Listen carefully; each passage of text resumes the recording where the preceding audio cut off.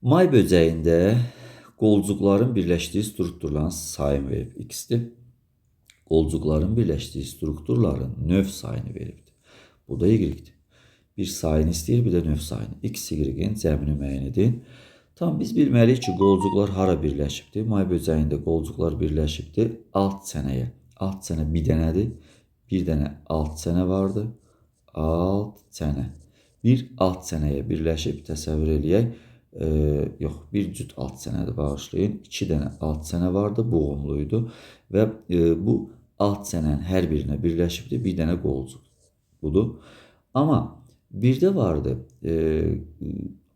dodağı var, alt dodağı. Məsəl üçün, alt çənə 2 dənədir. Dedik ki, bura birləşdi 2 dənə qolcuq.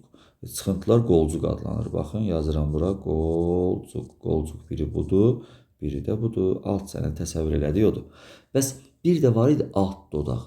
Alt dodaqda bir ədəd olur. Alt dodaq. Alt dodaqda bir dənədir və burada bir dənə qolcuq birləşirdi. Qolcuğun bir dənəsi də bura birləşib. İndi deyir qolcuqların birləşdiyi strukturların sayı. Struktur sayı 3 dənə olacaq. Çünki alt dodaq bir dənədir, alt çənə 2 dənədir. 1 ilə 2 3 eləyir. X bərabərdir 3. Bəs növ sayı soruşsa neçə olur? Y-i soruşur. Alt çənələr ikisi də eyni olduğu üçün bunu da 1 sayırıq. Və üstə gələk alt dodaq da bir dənə olduğu üçün 1 sayırıq. Bərabərdir 2. Deməli, y-də 2 olur. 3 ilə 2-nin cəmini soruşur, 5 edəcəkdir.